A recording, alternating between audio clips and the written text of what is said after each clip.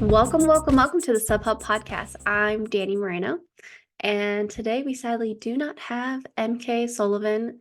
She is at her training camp for craft, and ultimate. First, we decided that I was going to do my race recap within the episode that's coming out this same week, which included a skyrunning preview and a conversation with my coach. But that episode was already pretty long, and admittedly, I kind of wanted to try something new. So this is part of the Trail Tales segment where normally we just talk about, our race recaps or other topics that are kind of top of mind. But today I'm going to do a recap and kind of just like provide you with an in-depth perspective of my approach to the Ventura Half Marathon. Because personally, I find that stuff pretty interesting.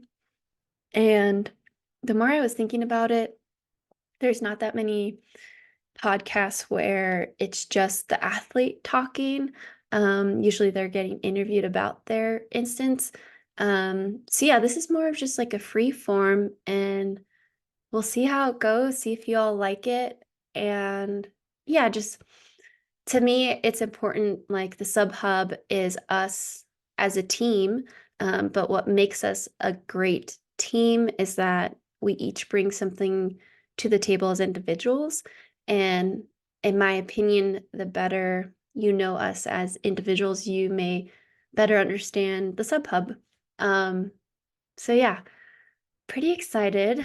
Honestly, this feels like I am doing one of those captain logs or like a journal entry.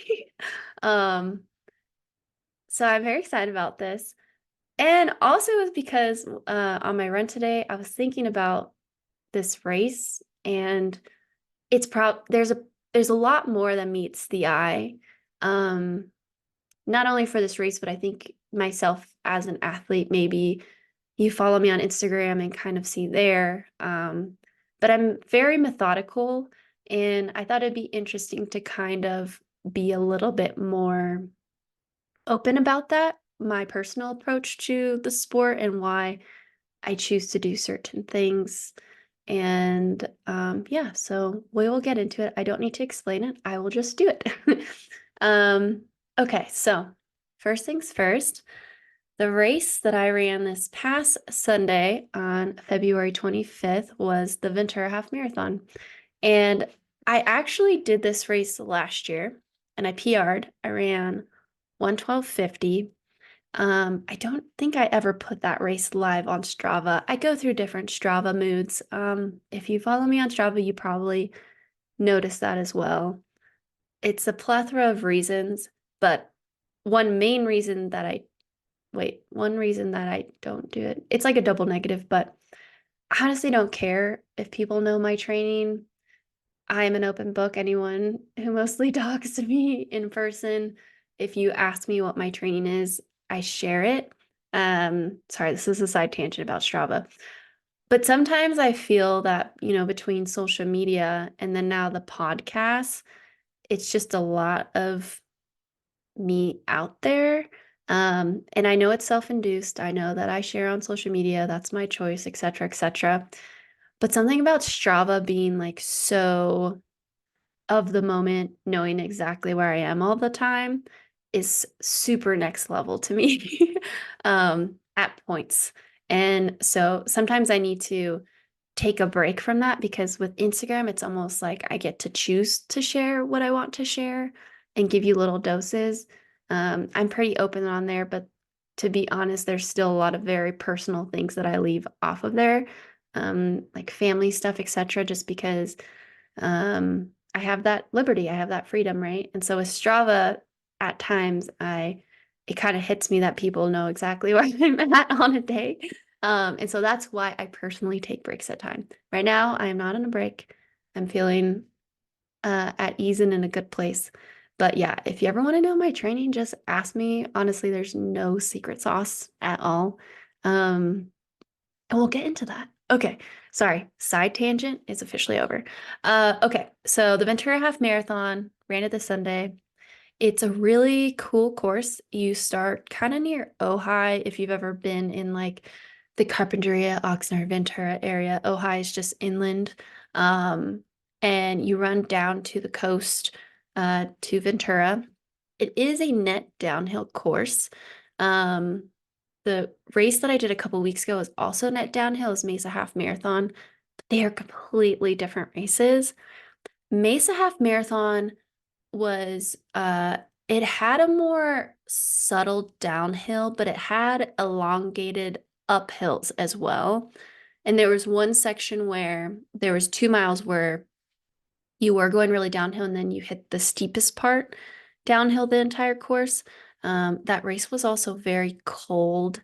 And if you heard our other podcast, that start, again, I don't mean to like throw that race under the bus, but that start I just felt was very unkind to everyone who had paid money for that race.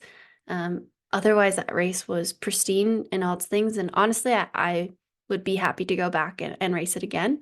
Um, and that course also had very like straightaways. So you were going straight for some miles, then you would take a big left, then you take a big right, etc. And a much bigger scene-ish. This race was actually huge.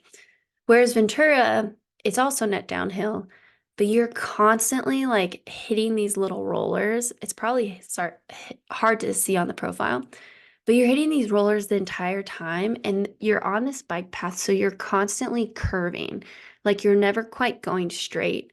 So in that case, I do think it is a tough course-ish, right? Like I'm not going to shut my eye against the fact that it is a net downhill, but you can't ever not be thinking.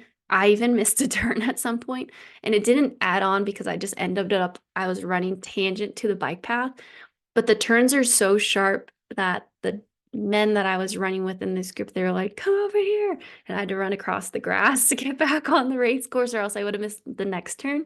Um, and there's also the last 4 miles, there's these stubbornly annoying, like little canal dips. Anyone that's run in a more populous area may have experienced these. So they're not smooth. You're kind of just like doing these little dips the whole time when you're most tired. So yes, that's the course. Beautiful course. They set us out in waves because it's a bike path race. So that's also really nice. It's not like a mass start. And then Ventura is just poppin'. For me, I lived in Santa Barbara before Mammoth Lakes. And for me, it feels like going home. I had lots of friends. My mom ran it, my husband ran it, my sister-in-law ran it, many, many friends ran it. So for that, it's like a huge plus for me. And now that I've done it 2 years in a row, I'm only hesitant because I'm like, I don't know if I could run faster than I did this past weekend. My coach has assured me I can, but it's just like a really good beginning of the year race, in my opinion. You most likely are going to get good weather. It can get a little chilly and potentially rainy, but otherwise, it's pretty ideal all around. There's no cash prize, but you can get a beer at the end, so that's huge, I guess, depending on who you are.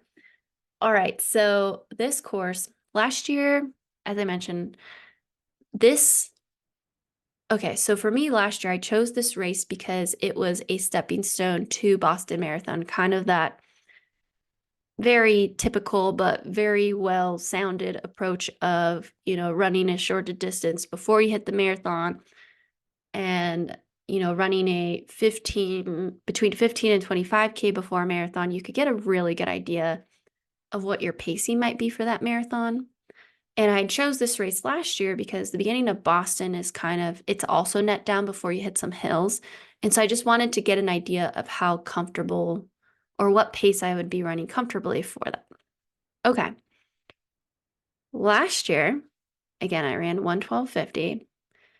I also was training very hard for road racing.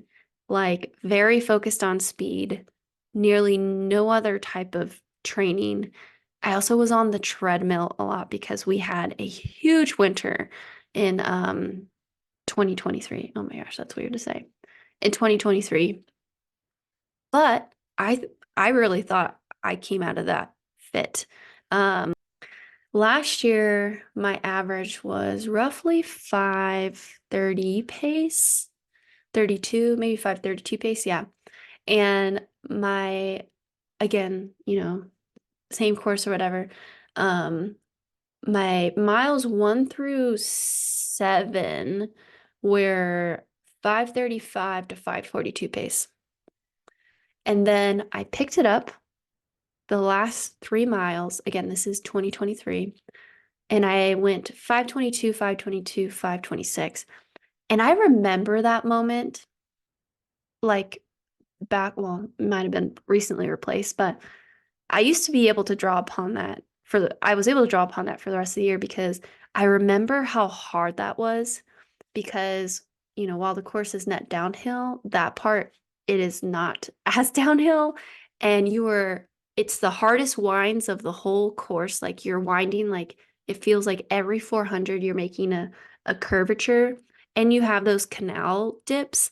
And I remember feeling as if I were a steeplechaser on the road, um, kind of jumping out of those canal dips. And I was just so happy with how well I picked it up, right? Going from 5:33 pace, roughly, to 5:22. That's 11 seconds per mile. And I remember it feeling so good and hard at the same time. And then I remember hitting mile 13, thinking I was not going to be able to make it and turning onto the road, which that is finally like an uphill when you're finishing. And it's just like, it's so hard. But I remember seeing 1:12 on the clock and almost thinking I could pull over because I'm like, I made it. I broke 1:13. Obviously, I finished the race, but I just remember feeling so elated. We've put all this work in, we've been focusing on the roads, and I felt just like I had a big breakthrough. I broke 73. I never thought I could ever do that. But we did it on the day. Okay. Fast forward to this year. The goals of my winter this year, having learned from last winter, was number one, don't come out of the winter burnt out mentally. Physically, it's not so much physically for me. I'm just a very emotionally charged runner.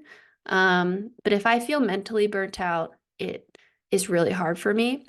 And last year I did come out of the winter very burnt out because just pushing on the treadmill. You all know if you've ever been on the treadmill through winter, it's a rough one. And not only that, I was still working and I was probably shoveling 10 to 20 hours a week, depending on how big the storms were. Um, so it was a very rough winter. I was burning the candlestick from all the edges. I was basically one of those like melting candles you get from like Yankee Candle and you put it in the top of a glass thing, like just burning the whole sucker up because that was Dani Moreno winter 2022, 23. So yeah, that was our number one goal for this winter. The other thing was, I guess to coincide with that was like not being like getting mileage in, but being more focused on quick, shorter workouts. Um, Not so much grinding a lot just because the days are shorter. We did mainly singles until I started incorporating cross training.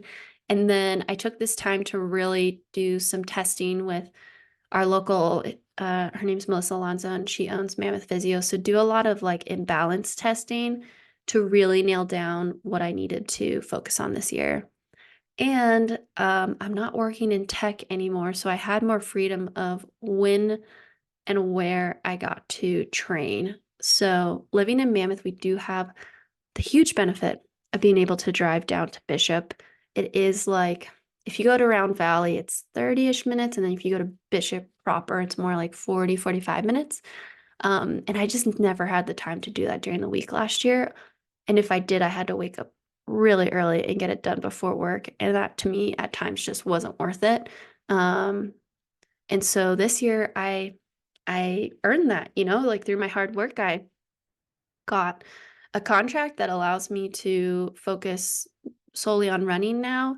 And yeah, I earned myself the ability to run, I guess, whatever time of day I want. I had some freedom before, but not anywhere near to this. And I'm able to sleep more and stuff like that. So yeah, those were some big changes. And then as far as the approach to the whole year and where the Ventura half fit in, it was kind of just that my first goal was going to be way too cool.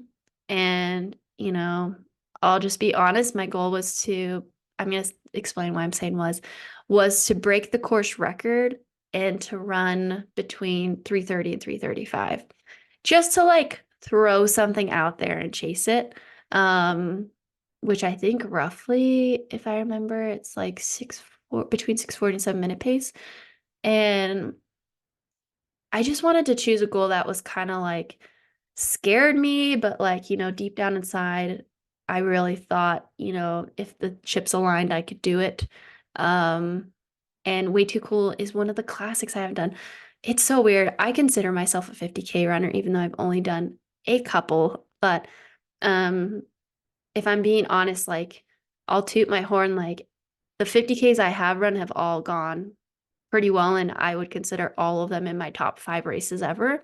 I just love the distance, but I haven't done any of the classics. I haven't done Way Too Cool, and I haven't done Chuckanut, which I consider those classics. And Formidable maybe is up there too, but I did that one during like a crazy storm year, and since I already did it, I don't feel like I need to go back.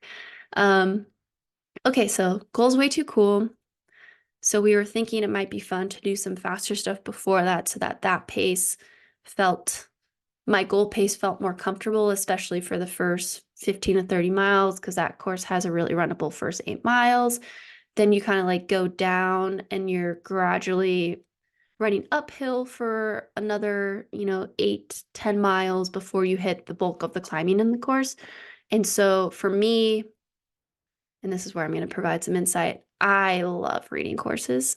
And to me, the crux of Way Too Cool really is in the last 6 miles of the race. Like, I think you can make up so much time there if you're prepared. And I think a lack of preparation, in my opinion, could potentially, for an athlete like myself chasing a fast time, is if you aren't efficient in that downhill running doesn't feel comfortable when you've been doing winter stuff and suddenly you're trying to run between 6 and 6:40 pace for 16 miles. um, and so we chose Mesa Half and Ventura Half because it would give me that kind of eccentric loading, downhill running speed, being comfortable running those like a much faster pace than I'd be running on race day. So that when I got to, the last 10, 12, maybe even 15K of Way Too Cool, it would have felt more comfortable for me. But if you saw my Instagram story, sadly, I'm not doing Way Too Cool now because we have a mega storm coming. It's very sad timing, but if you live near Mammoth, Reno, Truckee area, etc., there's nothing but headlines that say do not travel anywhere. And I am also going to a team camp soon, next weekend. And so for me, it's like I could get up to the race by leaving early. And I am someone that when I make a goal, I make it under the assumption that I could run this pace regardless of the conditions.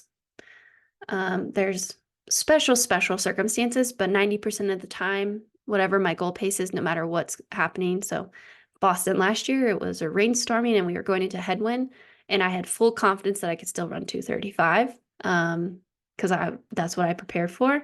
And so same with Way Too Cool. I was like, I'd heard it can get rainy and muddy there. And so in my head, I'm like, okay, if I set my sights on 3:30 to 3:35, excuse me, then even if it's Tough weather, maybe you add 10, 12, 15 minutes to that. But for me, it was, yeah, the travel there, yes, but more so the travel getting back and potentially getting stuck before I'm about to leave for 4 weeks. And when you do multiple races in a row, so for example, I just did a half 2 weeks ago, then I did another half. You are playing with a razor's edge, and there's a time and place for that throughout the season. And for us, and way too cool, we knew we were gonna be playing with the razor's edge. And physically, honestly, I feel fine energy wise, and physically, but there are you have to assume there's underlying stuff that you can't always see and predict. And so to add travel stress on top of that, I just missed getting sick from my husband.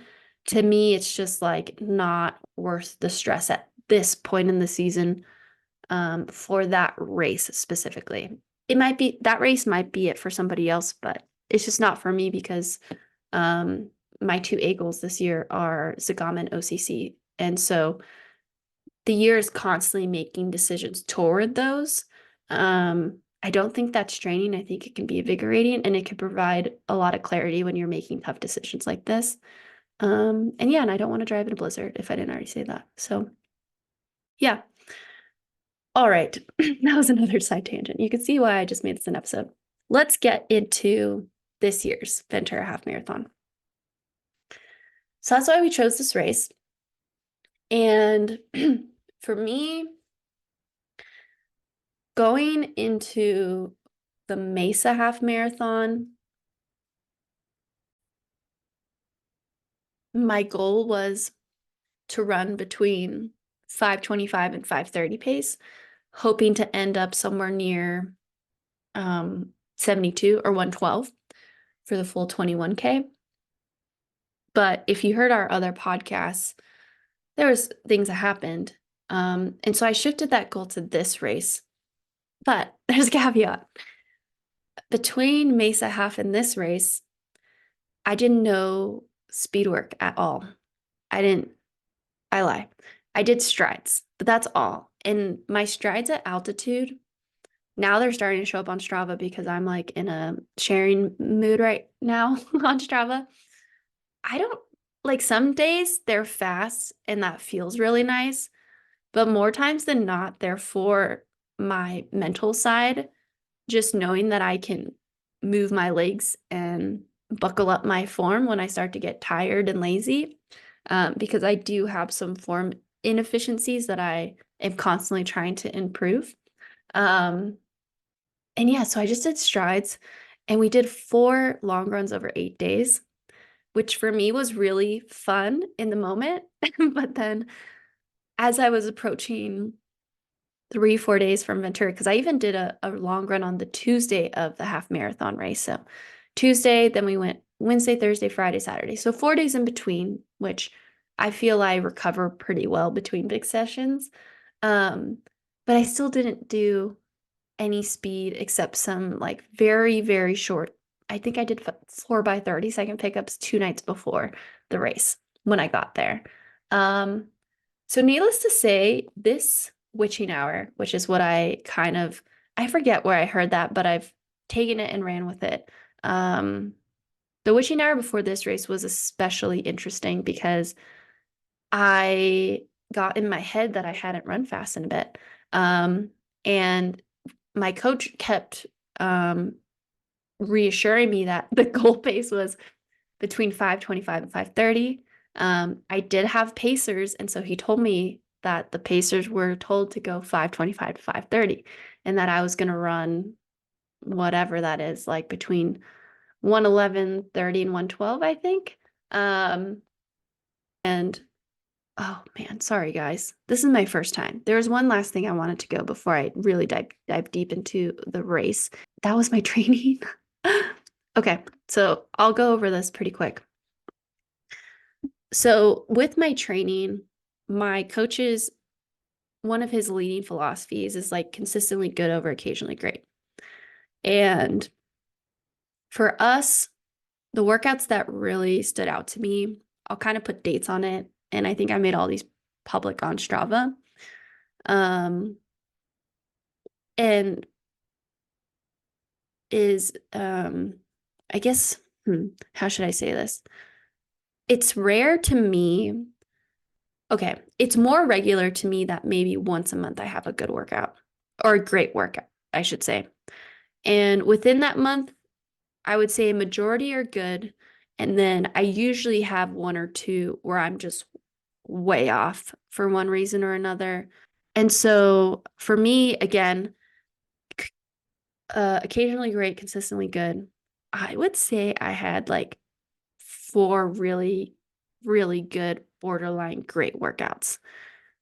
And my definition of great probably doesn't always fall in the line of the splits themselves.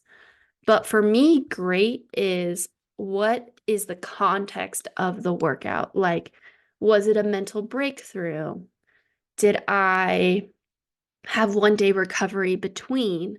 Was I running into the wind? So again, like Strava, if you're reading like my training and stuff, to me, context is so, so important, not just for me, but for any athlete.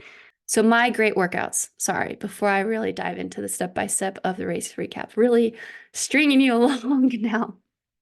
Um, December 9th, this was a fun day because we had this like locals hill race called the Tungsten Cup. So I did that. I got lost within, or I took a wrong turn within like the first 400 meters. So um, it turned, it was it was very fun all around. So it was a hard uphill effort. Then I ran downhill, and then I switched into road shoes. So it's like to me, sometimes like having a longer break in between interval sessions is actually a huge disadvantage because your body is starting to slow down already and the lactic is starting to build. So this was a pretty long lull. But then I went and put my road shoes on, and then I did a 30-minute tempo. And I think I didn't do quite the math, but I pretty much averaged like 6:13 pace. And I remember it was windy and it was kind of like an up a road. I was on some rolling dirt. I turned around and then I ran downhill and then had a slight uphill at the end. And I just remember feeling so strong. So for me, having just started running again, like consistently with workouts, and to like, I didn't feel fast, but I remember just feeling strong. And it was one of the days where the wind ceases to exist. Those to me are good days or great days. So yeah, December 9th, feel free to check that out on my Strava if you want. I'll go in order. We'll go December 29th. This one, I'm sorry, this is private and I probably won't make public. I don't know why. I'm just being weird about it. But December 29th, this to me was a great workout. I think in the moment I knew it was good, but I didn't realize how good it was until like a month later when I tried to do it again and I did horrible. Um, so this workout was pretty interesting to me because I had been home with family for Christmas and I'd had a couple good workouts. I think I did like a 3K, 1K, 3K, 1K, 3K with the 1K speed floats on a bike path in Apple Valley. And so the weather was nice, you know, considerably coming from winter, etc. I hit all my paces. It was a little bit tough, but like I remember getting it done, you know, checking that box. And we were driving home, and my friend Karina, who's on the Mammoth Track Club, it's the track club up here. I asked her what she was doing, and she's like, "Oh, by the way, we're doing a 5K time trial on Friday." And this was Wednesday. And we were driving back, and I was like, huh, maybe I should just do that to see where I'm at. So I texted my coach, asked him, and he was all game for it. So it was a 5K time trial in Round Valley, which is roughly 4,600 feet. And so I only had one day's rest, and this was my third workout within a 7-day span. My coach and my weeks start on Sunday, which is also pretty funny to me because Strava goes Monday to Sunday. So we go Sunday to Saturday for my weekly mileage. And so for this 5K, I ended up running 16:34, I believe, at 4,600 feet.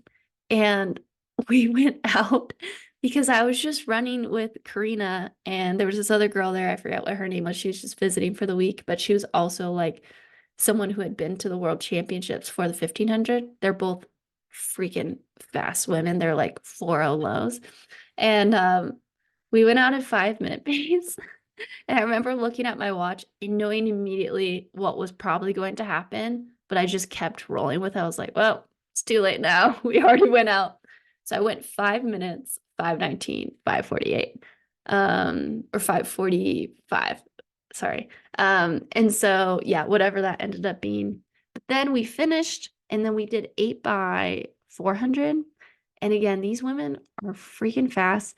And I felt so slow running with them. But I just kept at it. And each one of my 400s, this is all on road, by the way, was 474 and 75. So 114, 115 with 90 seconds rest. So this was after a 5K time trial. And that was like the 5K time trial again, like I waited a bit, or it was a little bit before it actually sunk in that like that's a pretty good time. That would have timed my PR in college almost.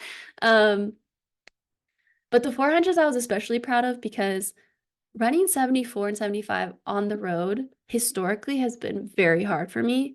And the fact that these women were running like, I think they got down to like 69. So I was basically running by myself after 100 meters. And I was mentally still getting after it and holding my pace. That was a big win for me. So that's great workout number 2. So that was 2 in December. Again, like I said, I err probably on the side that I get one really great workout a month. The last workout, and this was definitely the biggest confidence booster. It was on January 27th. I called it BC Boys for Black Canyon Boys because I warmed up with Tim and Rod. I also was becoming a big fan of 4-mile warm-ups during this. So maybe that's a hot take. I just have really started loving 4-mile warm-ups. So I did again the 3K, 1K, 3K, 1K, 3K workout. And I ran basically the same paces as I did at 2,000 feet the previous month. Yeah. Yeah. This to me is honestly probably one of my best workouts ever at altitude. I did it alone. I did do it on the track, but I would switch directions every interval pretty much. But yeah, I was just doing it by myself. And the 3Ks, I think the first one was at 5:40 pace, and then the last two are 5:30 pace. And then the Ks were at 6:25 to 6:27 pace. Again, this is minutes per mile. So to me, like the paces, yes, were a huge confidence boost, but it was more so that I was so engaged the whole time by myself. This to me was probably the most mental boost of the entire block. In addition to the 8 by 400s after the 5K. So yeah, those are the wins. The losses, honestly, I got sick for a bit before I was supposed to do a time trial down in Santa Barbara for a 10K. Now looking back, that probably was for the better, to be honest, because it was almost like I didn't have anything to go off of at Ventura, so I kind of just went for it, which we're about to get into. And just less mileage. Like I don't want to say that's a loss because that was a goal. But when it came to the witching hour, it was something I was very self-conscious about was I didn't put as many miles as I did last year. How am I going to run faster? And it's one of those things like, well, what would you tell someone else? It's like, well, if I told other Dani or if I was able to talk to myself, it's like, yeah, your mileage wasn't there, but your volume still was time-wise. I was cross-training. And we know the purpose of this block. This block was a transition block. It wasn't like a big move the needle as far as volume block. It was move the needle as far as speed. And my coach does a really good job of always telling me, like, it's not just this block, it's the previous blocks, but it's also how this block leads into the next blocks. And so, you know, as far as the intention of this training cycle in the big picture of things, like, we pretty much checked all the boxes. We even did a weird 8-day week where 4 days were long runs, with rest days in between. So yeah, it was really just um being ready to go, and I wish I had remembered all of this. But that's the purpose of a race recap, is you get to go back, and it's like, in my race result, I was really surprised. But now looking back at this work as I was writing it down for this episode, I was like, huh, maybe that's why my coach wasn't surprised when I asked him if he knew I was going to run that. Okay. I feel like we've touched on some good things. So, you know that I ran this race last year. You kind of know what its intent and purpose was for why I included it this year versus last year, and just some insight into my training. The last thing I'll say is my mileage was roughly 50 to 65 miles a week, aside from the 80 mile week, I think, with those long runs. But besides that, pretty much like, yeah, 50 to 65 miles a week. All right, race day. The gun goes off, and it's kind of just, all right, let's go for it. And the pacers that I was running with, admittedly, they went out a little hot, so I was behind, but one of them noticed I was behind. And I was just, saying, like, too hot, like, fine pace, fine pace. But what's also really fun is that there was other men in the race that immediately realized what was happening, and that these guys were gonna try and hold pace with me, or help me set the pace. And so they joined us, and we ended up having, like, I forget what's in that video, but that was a big bulk of them, maybe 6 or 7 people in a group, myself included, all men, maybe 6 or 7 men. And we start clicking off. We go 5:27, 5:33. I remember that because the first mile, I got a little nervous, and I thought we were going too fast, because in my head, I wanted to hold my range was 5:25 to 5:30. And in my head, I wanted to hold 5:30s for the first 5K or 10K. I'm so glad that didn't end up happening, but the first mile was like, I purposely slowed down, and I created a little bit of a gap because I wanted to show them that I wasn't ready to go that fast. But then the third mile, we went back to 5:22. And then we went to 5:29. So those first couple miles were kind of like a little push and pull, trying to find the pace.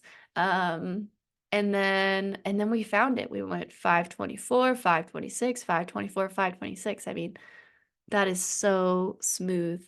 Um, and I remember going through the first 5K and thinking, okay, this doesn't feel completely comfortable, but it doesn't feel out of my wheelhouse. But I also know the half marathon be like that, in that you do feel that. You're like on this weird line of, like, you're not tempoing, but it is a weird line that you're trying to play with. Like, you almost feel like you're constantly pushing, but not pushing to the extent of a 10K or 5K. So my nutrition was that I ate 40 grams of carbs about 10 to 15 minutes before the race. And then at the 5K, so that was not even 20 minutes in, I took in 30 more carbs. And then at the 10K, I took in 30 more carbs. And I had some caffeine in there too. So as we're approaching the 10K, yep, now I remember this. I remember looking at my watch and trying to do the math really quick. And so in my head, I'm like, okay, we're on pace. We're on pace. We're literally exactly on pace. Because, in the moment, you have all these, like, short seconds, and you shouldn't be adding those. You shouldn't be wasting your time. But it's a bit easier to look at the 10K, double it, and then add roughly what a K is or whatever. And so I remember looking down and also laughing, because I was like, I just PR'd in the 10K, not knowing what was about to happen. So at like 4 or 5 miles, about 3 gentlemen broke away from us, And I think potentially one of the guys that was helping me pace was getting a little antsy and like uh wanted to go and chase them, and he graciously was still pacing me. Um so he let them go, but I did note that in my head I was kind of saying to myself, they're going too early. I know this feels really good, but it's supposed to feel good, regardless of course, like 10K through a half marathon. The halfway point of any race, regardless of what it is, should feel pretty good. It's after the halfway point that things like, to me, the race really starts. And so I told my pacers, Seth, Sander, and Scott, hey, if I'm feeling this good at 8 miles, maybe we make a move, or like, let's make a move. Otherwise, let's wait till 10. And so after the 10K, we ended up again hitting pace 5:24, 5:26, roughly 5:25 average. And I remember thinking to myself, okay, I feel good, but I also feel this race. So let's just inch our way down, but we can start picking it up gradually. Um, my miles in my head get kind of mixed up. I don't know if this happens to anyone else when I'm racing. And so I'm like, when it hits mile 8, it actually means you're on mile 9. But sometimes I start thinking I'm going into mile 8. So regardless, it hits mile 8, and I think that's why naturally I just started picking it up, thinking we were already entering mile 9, about to hit mile 10. And the guys realized that I was picking it up, so they started inching in front of me. So then our next mile was 5:21. And then in my head, I'm like, okay, now we pick it up, even though we had already started picking it up. And it's kind of on Strava versus Final Surge, it's really interesting because we use Final Surge. That's like a training platform. And at one point in there, it said I had a 5:13 mile, whatever, más o menos. But we went 5:21, then we went 5:18, 5:17, 5:15. So I'm borderline like PRing in my 5K in this race. And I remember looking down at my watch between miles 11 and 12. And again, this part is just so windy that it really starts to mess with your head. It may sound like I'm being over dramatic, but when you're trying to run fast, it really starts to get in your head when you're starting to make these turns and there's dips and stuff, so you just feel like you're surging constantly. But I remember looking down at my watch and thinking, "Oh my gosh," because it was starting to get really, really hard. Like, I was going to the well for this part. Um, it wasn't until afterwards that I realized why, because we were running much faster. But I thought I was running 5:40 pace because I looked down at my watch and I just saw the line of what I thought was a 4. And so in my head, I was like, "Okay, we already were I was on PR pace. Even if I run 5:40, I should still PR." So I was like, "Just hold 5:40 pace," not realizing how fast we were running, um, or how fast for me we were running. So yeah, 5:18, 5:17, 5:15. We hit 5:19, and then we finish. I know it says 5:23 pace, but I didn't stop my watch right on time. And yeah, I just remember turning the corner just like last year and starting to see the clock and seeing that it said 1:10, and it just was really surreal in the moment, but it honestly was one of those races, especially mile 12 and 13, where I was in so much pain. It was one of those races where you start romanticizing that maybe someone on a bike will just hit me right now. Maybe I shouldn't say romanticizing, but it's like I was pushing so hard that I was like, "Even if I end here, people will know I probably PR'd, right?" Or, "I already ran fast enough for the first 10 miles, like, I probably have a good 10-mile time, even if I end here." Um, and then you, like, quickly are like, "No, you have to actually finish the race for it to count for something, regardless of what it is." And also at that point, I'm like, "Even if I'm dying, I'm still gonna PR." So it's just really funny going through those mechanisms in your head as you're experiencing these waves of intense pain. Um, and yeah, so I finished official time was 1:10:46. Do I think I could have gone faster?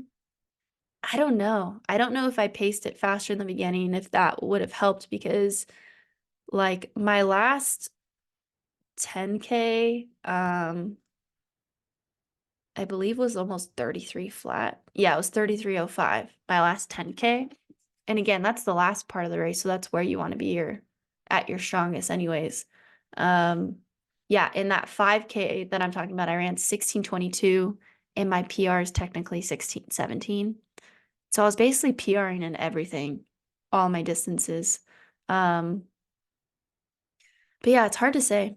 I honestly don't know. It'll be interesting. Maybe next year I'll try going out faster. Um, but yeah, immediately I finished and I felt like I was gonna throw up. There's a wonderful photo on my Instagram reel that shows this. And I kind of just was letting it sink in. I hugged the guys that were pacing me, and I saw my coach, and I was surprised. Again, I shouldn't have been surprised, but this is what I was in the moment. Um, I remember asking him, like, did you know that was gonna happen? Because Terry is extremely very good, especially because we've worked together for so long, like predicting my times on things. Even like on trail races now, we're like together, we predict my times pretty well. But honestly, I thought the fastest I could run was a 1:11:30. I was not expecting for me to be able to pick it up that last 10K that much. I thought at best I would hold the same or maybe pick it up the last 2 miles. Um, but yeah, it was a great surprise. I'm super happy with it. Um, I definitely consider myself like someone who closes well in trail races. So this was a big confidence boost in that arena. But also, the biggest confidence booster that came from this race is that it was more than a 2-minute PR. Like, I literally ran 1:12:50 last year, and it's, yeah, barely 2 minutes, like basically a 2-minute PR on the same course. And so that to me tells me a lot more. Like, I could have ran 1:22 to 1:20, and that would have been a similar confidence booster. Like when you have that intel that you're that much faster. But to be honest, I honestly didn't think I'd have a 1:10 at the beginning of my time, my half marathon time anytime soon. I guess it was like a deep down goal, but yeah, where do we go from here? Now we have 2 training blocks because as I mentioned earlier, I'm not doing way too cool. And the next block will be a big block focused on Zagama with Canyons 50K along with the way, which, excuse me, I'm really excited about that one now because I didn't get to, or I'm not racing way too cool. And I really do enjoy those trails.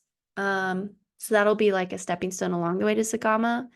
And then after that, it'll be looking forward to summer racing. Um, but yeah, this definitely I already said it's a huge confidence booster, but I guess like ultimately what I'm trying to say is like something I know and have learned about myself is that when I'm confident, um, things can go well, like very well. And yeah, I think this just is another tool sharpened even more in my tool shed. And so I'm excited to see where this takes me this year. You know, 2 minutes faster here, maybe that's 10 minutes or whatever faster on a course with more duration and distance to cover. So yeah. All right. I feel like I've been talking a lot. I am going to wrap this up. This is my first time doing this. Let me know what you think. Let me know if there's anything else you would have wanted to hear about a race analysis. I hope this provided some perspective for you into my approach to things, etc. And also just showed you that we're all the same. We all get that witching hour before the race. And that it's fun to actually, I don't think you should dwell on training for better or for worse after a race, but it is fun to look back and say, you know what?